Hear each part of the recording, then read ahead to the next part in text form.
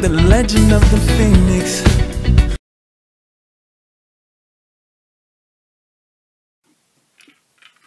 Bonjour les gens, vous allez bien? Petite vidéo.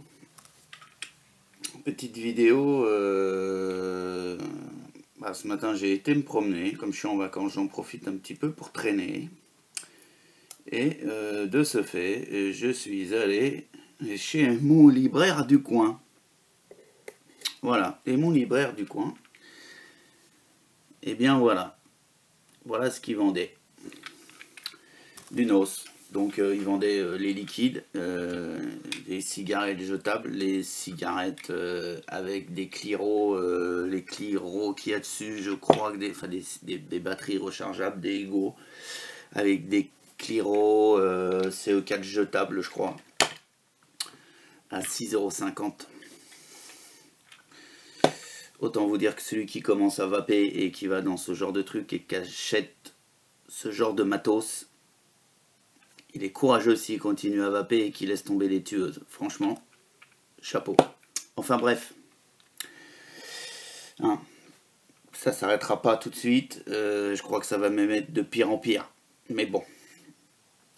Moi je fais cette petite vidéo pour vous parler du liquide. J'y ai pris un petit liquide. Alors, le petit liquide, il est sympa. Donc il est avec du tabac. Tabac blond ou tabac brun. Celui-ci est en 11 mg de nicotine. C'est du 80-20. Hein. 80-20, je dirais même pas. Je dis quelque chose qui est pas bien là. Même pas. Alors je sais pas si vous allez y voir quelque chose. Parce que la caméra, on est toujours sur les mêmes délires de caméra. On voit rien, donc je vais vous le lire. Composition du liquide. Glycérine naturelle, 35%. Bah voilà. Donc on n'est pas sur du 80-20. Il dit n'importe nawak. Arôme tabac blond, 8%. Nicotine 11 mg, propylène glycol, il suffit de faire la différence, hein. On n'est pas bête. Donc saveur produite en France. Attention, on parle pas de, alors moi si je lis le produit, on parle pas de fabrication française, d'accord? On parle d'une production. Saveur produit en France. Conforme aux normes européennes, nicotine de qualité pharmaceutique, interdit aux mineurs,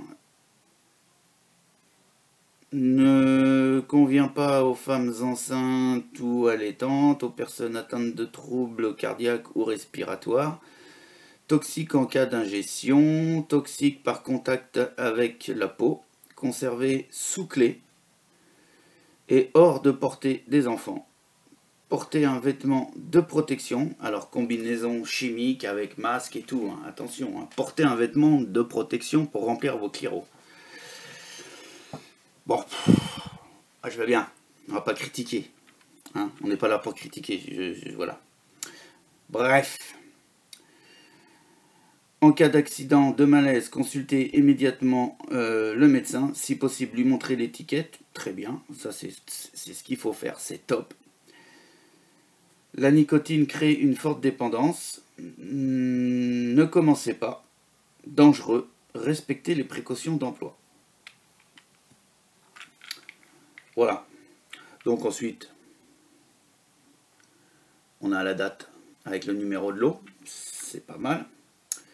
On a bien les petits pictos de dangereux pour la nature et le fait que ça soit un produit toxique.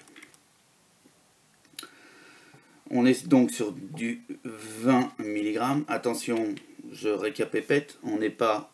Alors moi, apparemment, on n'est pas sur de la fabrication française, vous m'excuserez. Hein. Origine France, garantie. Voilà. Donc ça laisse penser que c'est pas fabriqué en France. Voilà. Bon, ok, no suicide. Pas de souci, hein. Saveur tabac blond, machin, patati patata. Bon, bah écoutez, on va tenter. On va goûter en live, hein, je l'ai pas ouvert. Donc il y a bien une sécurité enfant. Voilà. L'embout, somme tout, normal, impeccable pour nous. On est bien sur l'odeur comme ça, paraît très correcte. Ça me paraît très correct. Donc c'est vendu en 20 ml. 20 ml. Moi je l'ai acheté 9,90 €. Prix correct. Maintenant on va voir si le prix en vaut la chandelle. On va essayer de le vaper. Hein, on se retrouve tout de suite. Hein, le temps que je prépare un petit dripper, peut-être je vais me préparer un petit phénix. Ça fait longtemps que j'ai pas vapé dessus. Je vais me préparer un petit phénix en drip. Puis, je vais peut-être faire le koi avec vous. Hein, qu'est-ce que vous en pensez? On se rejoint tout de suite? Allez, à tout de suite. Bon, bah voilà. Donc on va s'essayer ce petit nos là-dessus sur un petit phénix. Allez. Et ben on se le démonte. Et puis on va se faire le petit koi là-dessus. Hein? D'accord? Allez. On va essayer de se faire ça rapide avec de la mèche en 2000 et du Cantal en 0,30. Hein? Donc allez, je le fais à l'arrache avec vous. Hein? Allez. Je coupe à peu près 5-6 cm de gaine. Et puis je vais peut-être bien me la doubler comme ça. Je pense, ouais. Histoire de faire histoire de faire une bonne petite mèche. Hein? Allez. Donc, je la double de cette façon. Je fais une petite boucle. Le Cantal. On essaye de se l'arranger. J'étais un petit peu en dehors du champ. Voilà. On a un bon petit koi comme ça.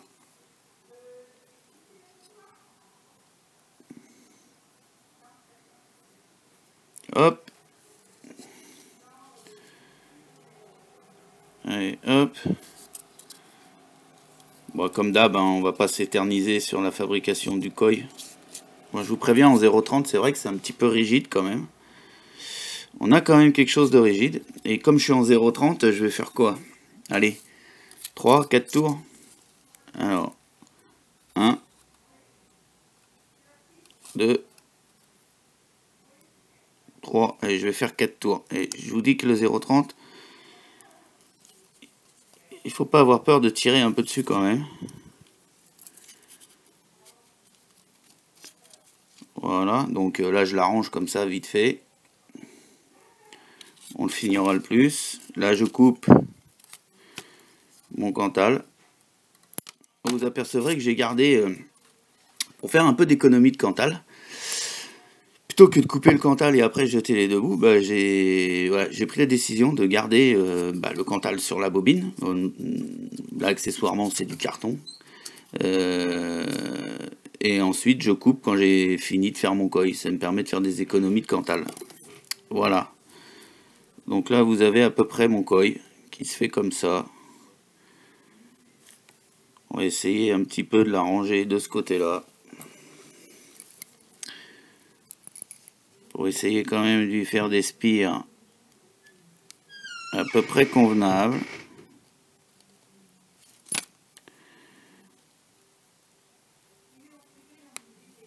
Voilà.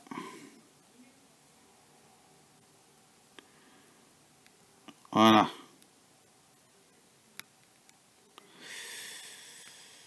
qu'en ce moment on entend parler beaucoup du micro-koi. Et peut-être que je vais pas tarder à me lancer quand même là-dedans. Au moins c'est pas emmerdant, on sert tout. Hein, voilà, donc voilà à peu près ce que donne mon koi. Ensuite, eh bien, il suffit tout simplement de viser les trous sur ce petit ato. C'est pas la partie la plus facile, surtout quand on a une aussi bonne vue que la mienne. Je vois pas grand chose en fait. C'est un petit peu... ouais, c'est un petit peu comme ça, mais bon. Vous verrez quand vous aurez mon âge. Donc, hop. Hop. On se monte ça comme ça. Je vous le dis tout de suite, hein, ça va marcher. Hein. On maintient le koi. On se serre les vis. Alors, c'est là qu'il faut savoir doser. On ne les serre pas comme un âne. Par contre, il faut quand même le serrer. Surtout que là, on est sur du 0,30. Donc, en fait... et puis là, j'ai mis complètement à côté du trou, en fait. Voilà. Voilà le truc. Donc, eh ben, on va pas s'embêter. On va pas s'embêter. On va se prendre la petite pince à épiler.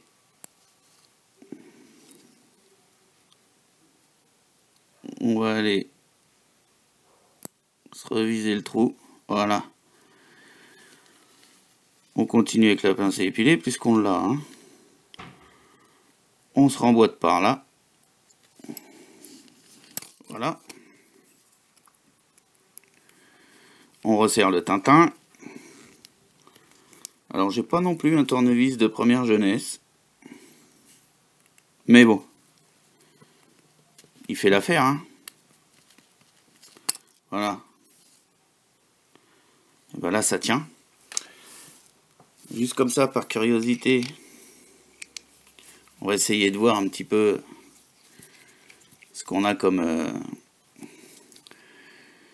ce qu'on a comme résistance.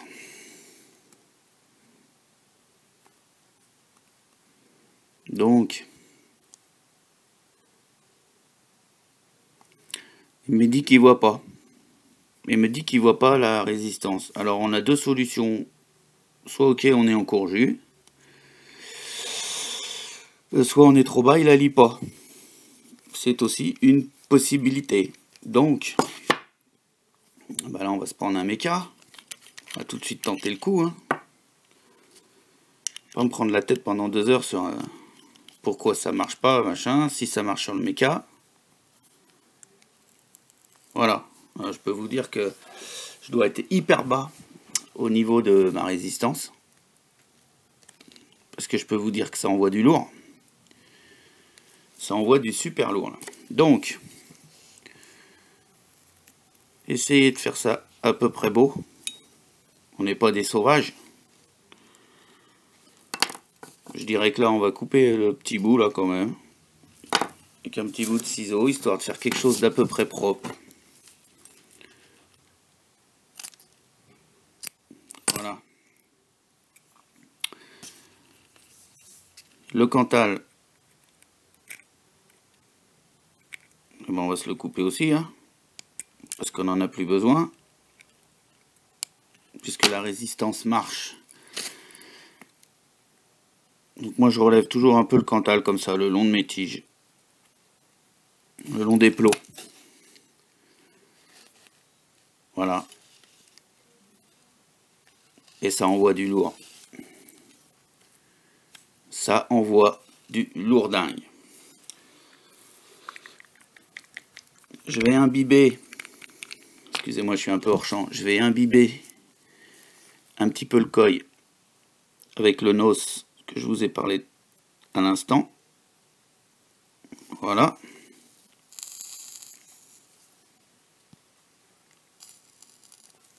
Ça va, ça va. Essayez de pas me trop mettre hors champ quand même.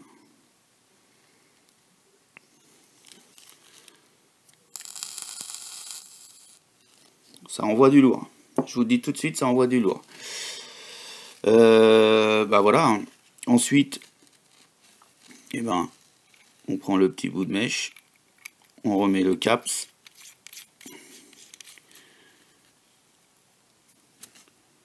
voilà, et puis ben on se retrouve tout de suite en gros plan. Allez, à tout de suite les gens. Bon, nous revoilà en gros plan. Je fais je récapépète tout à l'heure là.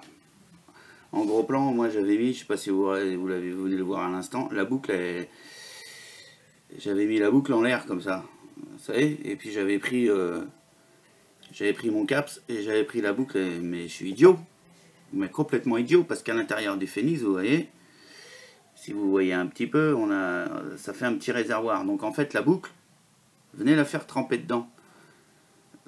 Moi je mets que la boucle, et j'en mets pas 3 tonnes de mèche, parce que plus on met de mèche, moins on a de place pour le liquide. Donc la boucle, elle suffit largement pour venir pomper le liquide qui sera au fond.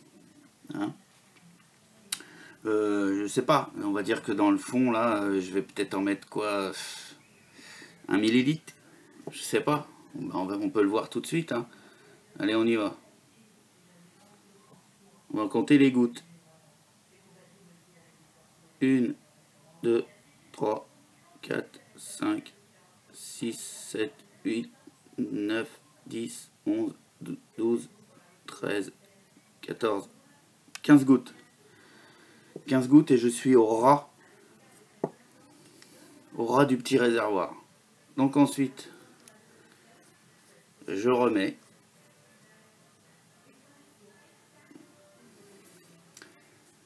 Vous avez le petit trou là. Il faut vous assurer avant que ça tombe bien en face du coil. Moi, il est réglé pour. Hein, j'ai fait un petit ajustement au niveau de la base de mon caps pour que ça vienne en face de mon coil, ou tout du moins le mieux possible. Et donc, du fait qu'on met un peu de liquide dans ce petit réservoir, faites gaffe de ne pas le trou, laissez-le en l'air. Parce que si vous le mettez, vous allez prendre du jus, forcément, sur les pognes. Vite fait également, je vous avais dit que je devais être hyper bas en niveau résistance. Et en fait, après vérification, là, le temps de faire la petite vidéo, on est à 0,8. Donc, on oublie le mode électro, bien évidemment.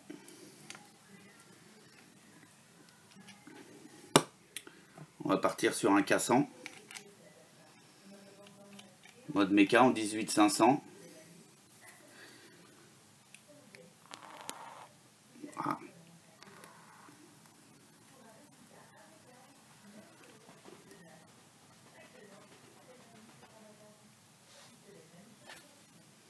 Un peu de condensation au niveau du trou là, voire même un peu de liquide. Bah écoutez, ce petit tabac très parfumé, on sent bien le tabac blanc.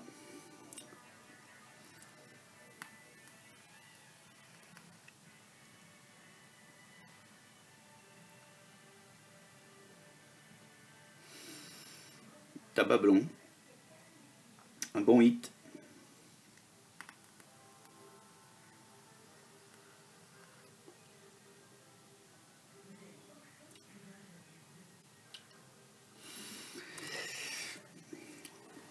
Je serais pas très objectif sur la saveur tabac parce que je vape plus beaucoup de tabac. En ce moment, je suis plus sur du fruit. Mais faut être honnête.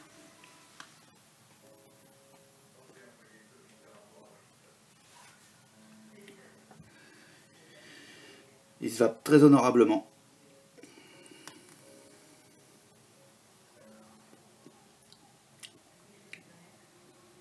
On a un petit goût sucré qui reste un peu sur la langue. C'est pas un tabac agressif, c'est du tabac blond. Hein. Bon, on est sur du 11 mg de nicotine. On a le hit d'un 11 mg.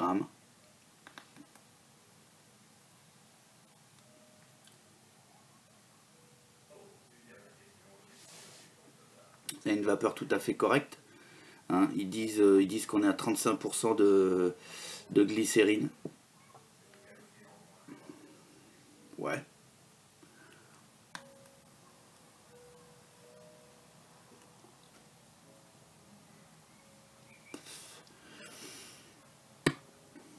Ouais, celui qui vape du tabac, qui vape de l'arôme tabac. Le petit tabac blond là, de chez Nos, franchement, ça va. Ça va. J'ai déjà goûté du liquide plus pourri que celui-là. Ouais.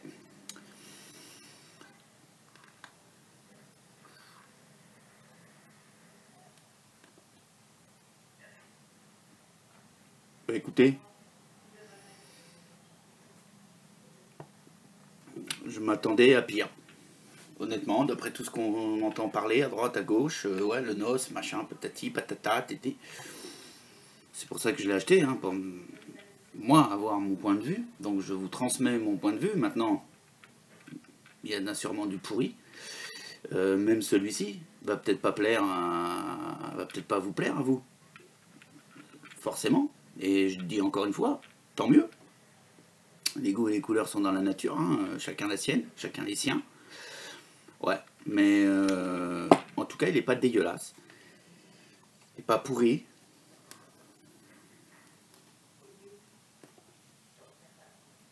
On a bien ce parfum, cet arôme de tabac, blond d'ailleurs. Il n'est pas agressif, il n'arrache pas la gorge. On a le hit d'un 11 mg. Ouais. Il fait ce qu'on lui demande, bah, il nous envoie bien. Et un petit goût sucré quand même. Un tabac sucré. Voilà. Sur ce, les gens, eh ben,